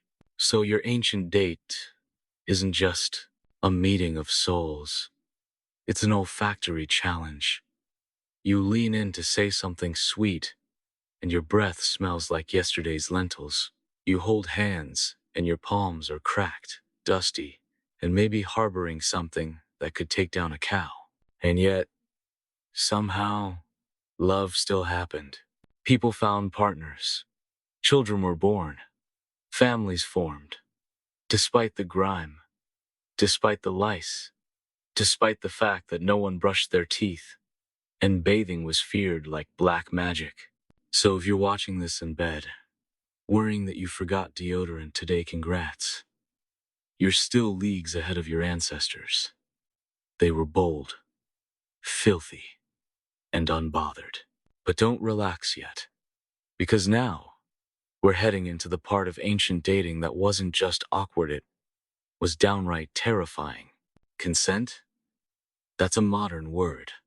In most ancient societies, the concept of romantic choice didn't exist for the majority, especially if you were a woman. You didn't date, you were married off, like a cow, or a business deal. If you're born female in this timeline, your love life is decided by your father, or your uncle, or sometimes your village council. Sometimes you're sold. Other times you're given away to settle debts, secure land, or form alliances. Your opinion? Not required. In ancient Greece, a girl could be engaged by the time she was 12, married by 14, to a man twice or three times her age. Love? That's for poets. You marry to produce heirs. Your husband might visit prostitutes or keep a concubine, and that was completely accepted. In ancient Rome, a woman's purpose was summed up in two words: filia familiasa, daughter of the household. She passed from her father's control to her husband's. Marriage wasn't sacred. It was transactional. Property exchanged. You were the property. Historians still argue whether Roman women had more freedom than we assume. Some aristocratic women owned businesses, managed estates. But for the average woman, marriage meant losing autonomy, becoming a vessel, and often suffering in silence. For men, dating was different, but not necessarily better. If you weren't wealthy, your options were still limited. You didn't ask someone on a date. You went to your family and negotiated with her family. If they said no, you moved on or got into a family feud. Literally. In ancient China, Confucian ideals ruled relationships. Filial piety and obedience were top priorities. Marriages were arranged by parents or professional matchmakers. Boys and girls were often betrothed before puberty. If you were lucky, your partner would be kind. If not, you'd still be stuck. Divorce was rare and dangerous for women. The dowry system further complicated things. You weren't just marrying a person, you were exchanging goods, cattle, land, or gold. In some cultures, the larger the dowry, the more valuable the bride. Poor families might even abandon daughters if they couldn't afford dowries. In Mesopotamia, there were marriage contracts older than the Bible. They detail property transfers, responsibilities, and penalties. One Sumerian tablet outlines a fine for a husband who mistreats his wife, but only if she has a wealthy father. In the Middle East, under early religious laws, women could technically initiate divorce, but only in rare situations, and often with the threat of public shaming or economic ruin. In ancient Egypt, women actually had more legal power than in many other civilizations. They could own property, sue for divorce, and even choose their spouses. But this was mostly limited to upper classes. For the lower classes, survival came first. Romance was optional. Now imagine yourself in a position where love is not just unlikely, it's irrelevant. Your feelings are ignored. Your role is defined. Your personal desires are erased. And if you're LGBTQ, Giaone, forget it. In many societies, same-sex attraction was criminalized, hidden, or ignored entirely. The Romans had their own complexity. Some emperors openly took male lovers, but for the average citizen, anything outside the norm was punished. Open expressions of love were rare. Public affection? Often shamed. In some cultures, even eye contact between unmarried men and women was considered scandalous. You didn't flirt, you negotiated. You didn't date, you bartered. You didn't confess your feelings, you hoped your families approved. And if you resisted, if you said no, you were punished, ostracized, sometimes forced into isolation or religious servitude. No wasn't just ignored, it was overwritten. Some ancient laws allowed kidnapping brides. Yes, bride theft.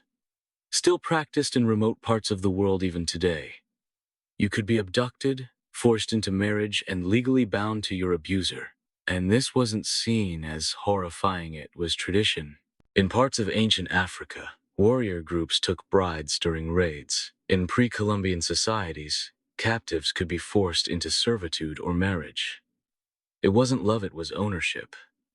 Human dignity? A concept centuries ahead. And still, within all of this darkness, people found moments of rebellion. In private letters recovered from ancient ruins, husbands wrote soft words to their wives. A Chinese poet described the pain of being far from his lover. An Egyptian artisan carved the name of his beloved into a tomb wall, despite being forbidden.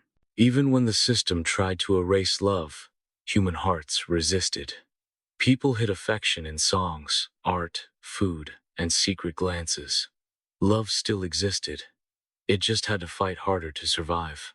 You, laying in bed right now, may take for granted your ability to choose, to reject, to love on your terms. But and even if, somehow, you found someone, you liked someone who didn't smell like old cheese, and didn't try to buy you with two goats, the next hurdle was just as hard to clear. Beauty standards. Because what was considered beautiful in ancient times, well, let's just say it wasn't you. You think you're having a bad hair day? In ancient Egypt, you would have shaved your entire head and worn a wig made from someone else's hair, beeswax and palm fibers, sometimes scented with frankincense, sometimes home to a family of mites. Either way, if your wig slid off during dinner, that was your social life over. In ancient Greece, men wanted women pale, plump, and silent. Sun-kissed tan? Disgusting. Tan skin meant you worked outdoors, meaning you were a peasant. True beauty meant never seeing sunlight, never eating too much, and probably never speaking unless your husband was out of town. Meanwhile, Greek men were supposed to be lean, sculpted, and heroic, looking like they just finished slaying a minotaur, but still had time to moisturize. Of course, no actual Greek man looked like a statue, but the illusion had to be maintained. And if you lived in ancient China, oh boy. The highest ideal for women was bound feet. Tiny, curved, lotus-shaped feet that were literally crushed and wrapped from childhood to deform the bones. It made walking nearly impossible, but it was considered delicate, feminine, and elite. You wanted to look fragile, even if it meant lifelong pain. Historians still argue whether women truly wanted bound feet, or simply accepted it as their only chance at marriage. Either way, beauty came with a limp. In medieval Europe, if you were a noblewoman, your goal was to look like a sickly angel. Pale skin, thin eyebrows, and a high forehead. You actually plucked your hairline back to make your forehead look taller. Beauty meant looking fragile, like a ghost who hadn't eaten in 3 days. And teeth? Teeth were never the point. In many eras, a closed mouth was considered polite, especially if you only had 7 teeth left. Makeup wasn't about enhancing beauty. It was about hiding disease. In Elizabethan England, women covered their faces in white lead paste. Yes, lead, as in poison. But hey, you glowed. In Mesoamerica, the Maya believed in body modification. Beauty meant a flattened forehead, done in infancy with boards, crossed eyes, achieved by dangling beads over babies' faces, and jade inlays in the teeth. So yes, bedazzled teeth were hot before grills were even a thing. And tattoos? In some cultures, tattoos were signs of bravery, beauty, or status. In others, they marked you as a criminal or a slave. Depends on the continent and the century. Let's say you're a man in ancient Japan. Want to be attractive? Then don't smile. Ever. Stoicism and control were signs of masculinity. Show too much emotion, and you risk looking weak or worse. Western. Now imagine you're trying to impress your crush with your status symbol skincare routine. Maybe that means rubbing crocodile dung on your cheeks, ancient Egypt, or applying white chalk to your face mixed with pig fat, medieval France. Want rosy cheeks? Try mercury-based blush. You might die beaut, you'll die gorgeous. Perfume? If you could afford it, sure. But in many cultures, perfume was reserved for the wealthy or the dead. You might smell good at your wedding or your funeral. Either way, it was memorable. And let's not forget eyebrows. Some cultures loved unibrows, others shaved everything off. Ancient Roman women used soot and ant eggs to darken their brows. In the Tang dynasty, brows were painted in weird abstract shapes. Think straight lines, commas, wings. If your eyebrows didn't look like punctuation, were you even trying? Men weren't safe either. In the Renaissance, tight hose showed off your legs, yes. Your calves were considered erotic. If you had a muscular thigh, congratulations. You were basically a cover model. Still think six-packs were always the goal? In ancient India, pot-bellied gods symbolized wealth and prosperity. A round belly was attractive. It meant you ate well and didn't have to do hard labor. Abs were for peasants. And let's be real, for most of history, beauty wasn't about love, it was about class. If you could afford to look beautiful, you were probably rich, noble, or just really good at faking it. The poor didn't chase trends, they chased food. So picture yourself back in ancient times. You finally meet someone who doesn't smell like pickled onions. But you're not pale enough. Your eyebrows are the wrong shape. Your feet are too functional. Your teeth aren't jade encrusted. You smile too much, or not enough. You don't meet the standard not because you're not attractive, but because the standard is designed to be impossible. And yet somehow, despite all of this, people still fell in love. Behind the wigs and chalk and weird eyebrow shapes, hearts still fluttered. Couples still snuck glances across markets, temples, and bathhouses. Because while beauty was always bizarre, love was always human. And just when you think you've adjusted to the impossible beauty standards, guess what? Trying to actually show interest in someone could get you in serious trouble. We're talking ruined reputation, public shame, exile, or death. Because ancient courtship wasn't romantic, it was a high-risk operation. Every glance, every whisper, every innocent conversation could be interpreted as scandal. And if you slipped up, you didn't get ghosted. You got stoned. Sometimes, literally. In many societies, especially conservative ones, flirting was forbidden. If you made eye contact for too long with the wrong person, you could be accused of seduction or worse, witchcraft. Take medieval Europe, for example. If you flirted with someone already engaged or married, even accidentally, you could be dragged before a local court. A jealous husband might challenge you to a duel.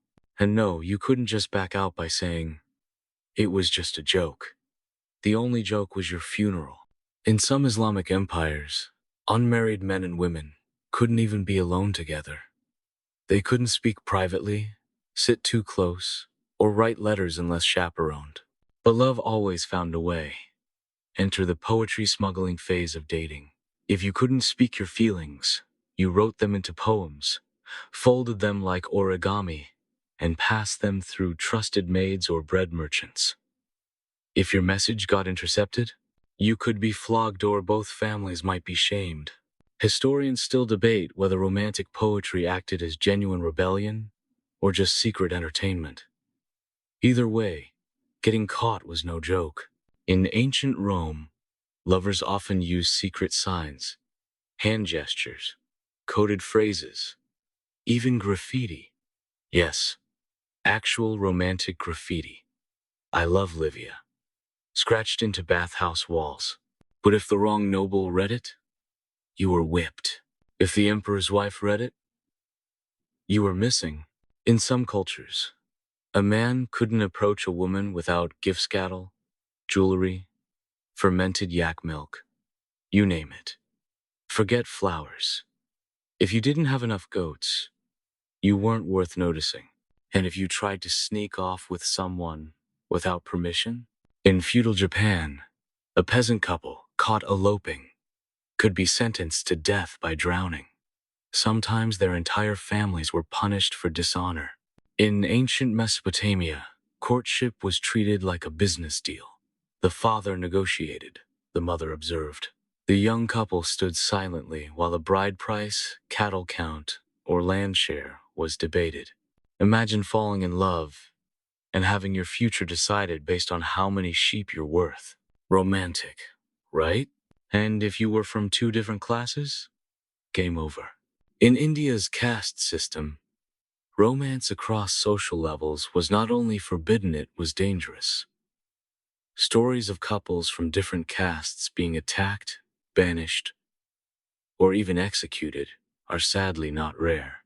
In China, marrying outside your social rank specially, if a lower status man dared pursue a noble woman, was considered a direct insult to the order of heaven. You could be jailed or exiled to the borderlands, where romance died along with your hopes and half your toes. Even letters weren't safe. In 15th century Europe, intercepted love letters were used in public trials. Entire towns could gossip about two people who never even kissed. Honor was currency, and if you lost it, you lost everything.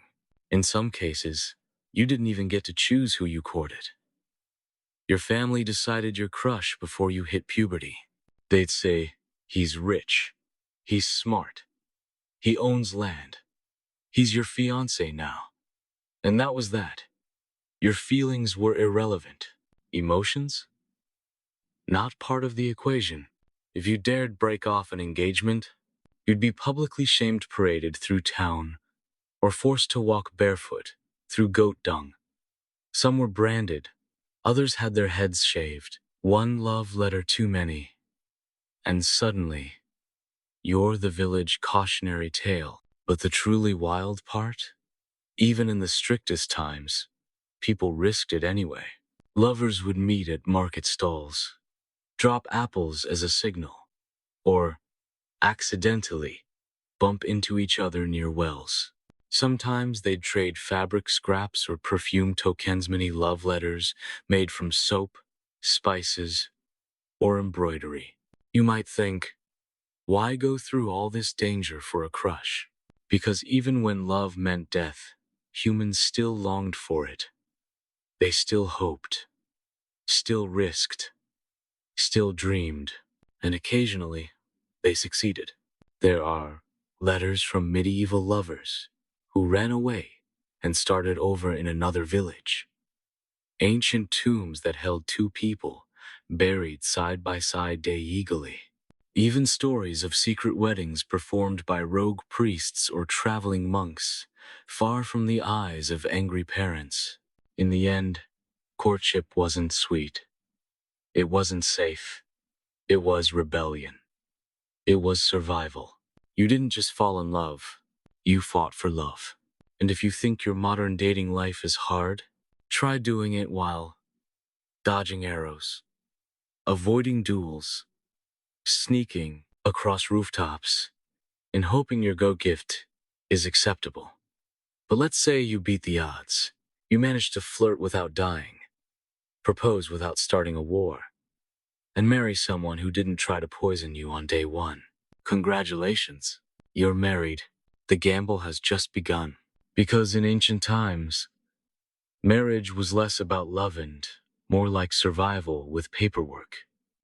Or, well, clay tablets. First of all, you didn't always marry for love. You married for land, alliances, livestock, or simply because your parents made a deal during a barley harvest. She has good hips, one uncle would say. He owns 2 pigs, another would reply. Bam, married. In ancient Rome, the woman didn't even attend the legal side of the wedding. Her father signed her over like a piece of property. The marriage was a contract between 2 men. She was expected to smile, wave, and produce healthy sons, not opinions. Historians still argue whether Roman women truly accepted this system or simply knew there was no other way to survive. Either way, romantic expectations were about as real as gladiator ethics. In medieval Europe, marriage wasn't sacred. It was strategic. Kings married their cousins. Merchants married for trade routes. Peasants married to have more hands on the farm. Love? That was a luxury like sugar, books, or warm socks. And if your spouse turned out to be not so great, tough, divorce? Practically non-existent. You were stuck. If you were lucky, your partner ignored you. If unlucky, they beat you, starved you, or tried to cast demons out of your stomach.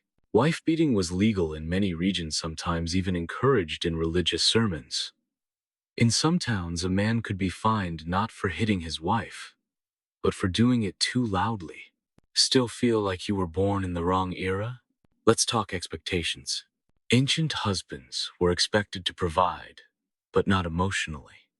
Want emotional support? That's what the goats were for. Ancient wives were expected to obey, cook, clean, birth children, raise them, and somehow also stay attractive, even with no sleep, 10 children, and medieval nutrition. And don't get us started on childbirth. In ancient times, marriage often meant risking death annually. Every pregnancy was a coin toss.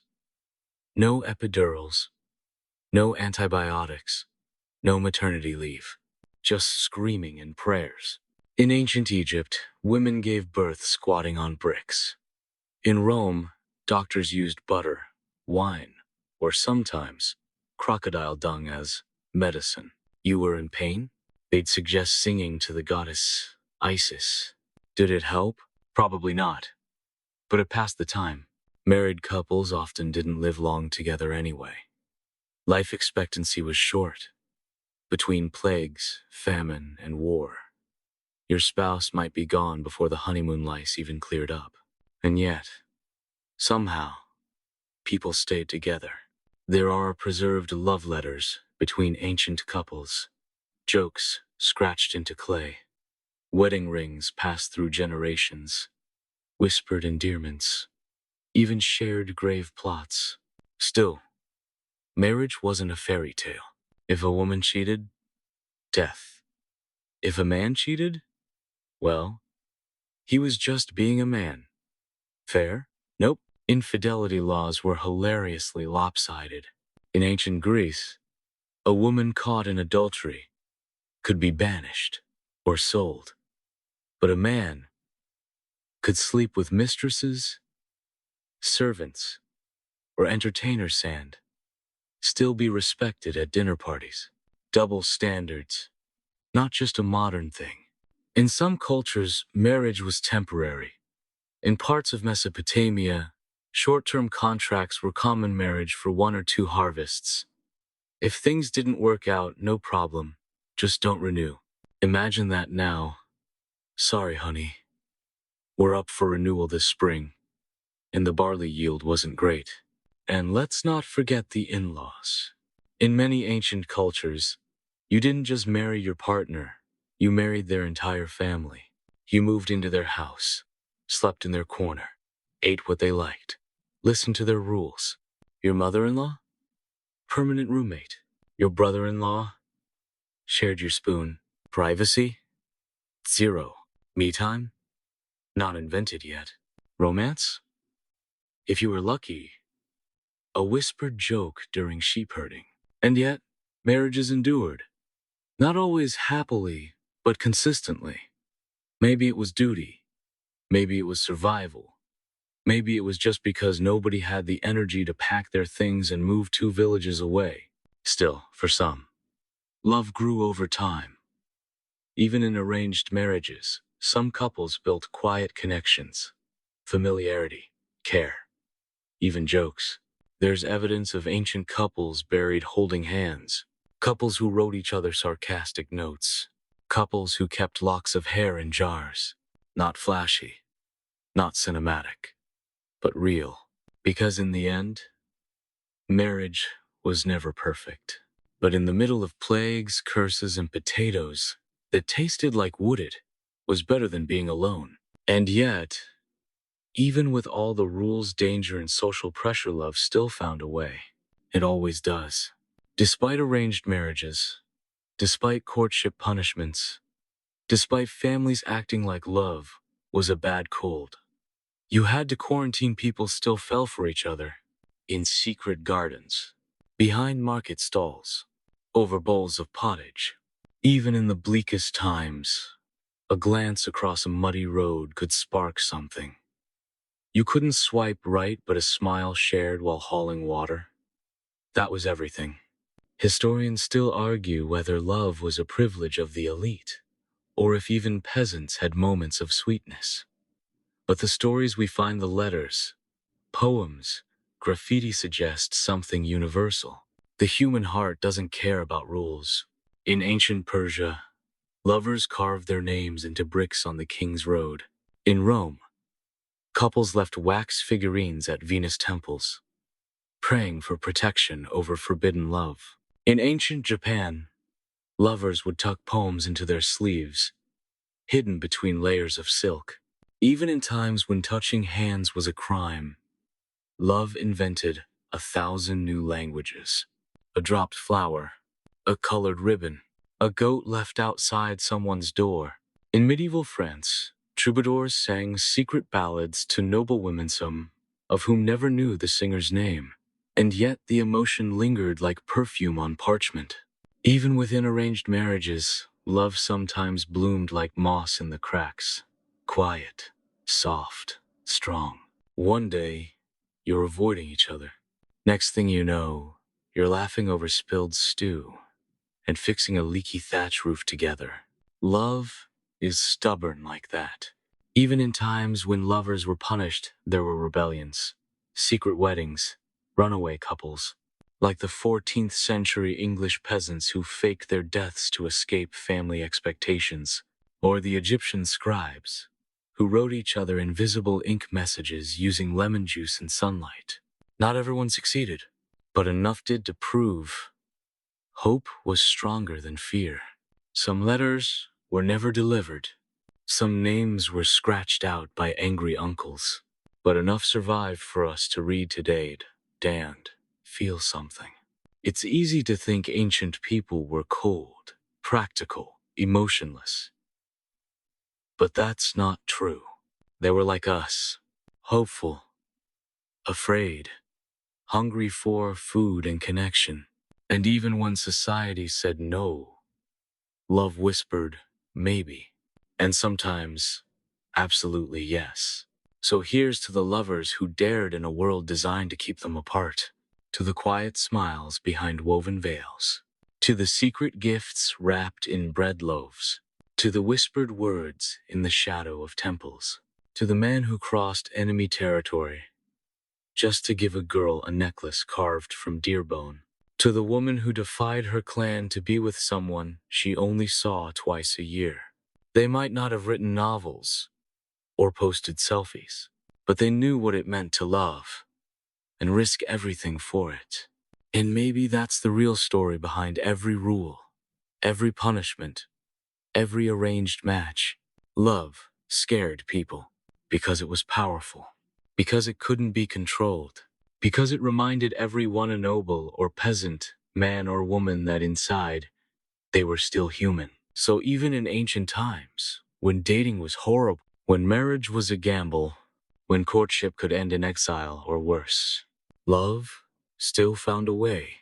And maybe, just maybe, that's the one thing that hasn't changed. And now, the noise of the ancient world fades. No more public shouting matches over dowries. No more whispered poetry by candlelight. No more goat chaperones. No more suitor evaluations. No more desperate negotiations between families and fate. Just you, breathing slowly, gently drifting. You've made it through centuries of heartbreak, history, and human chaos. From awkward courtships by torchlight, to love letters etched on broken clay, to marriages arranged under stars that no longer shine quite the same. You've traveled far tonight, and you did well. Now the streets are quiet. The crowds are gone. The noise of gossip, betrayal, laughter, and longing has softened to a hum, like wind through old ruins. There's nothing left to chase. You can let go. The ancient candles are flickering low. The temples are empty. The feasts are over. And you are safe, wrapped in the silence of time. Close your eyes. Let the dust of centuries settle. There are no more heartbreaks here. Only peace. Only rest. Only sleep. You've wandered across forgotten empires. And now, it's time to come home. Sleep well. And remember, even in the oldest, hardest corners of history, there was always someone, somewhere, who dared to love. End of script. Sweet dreams.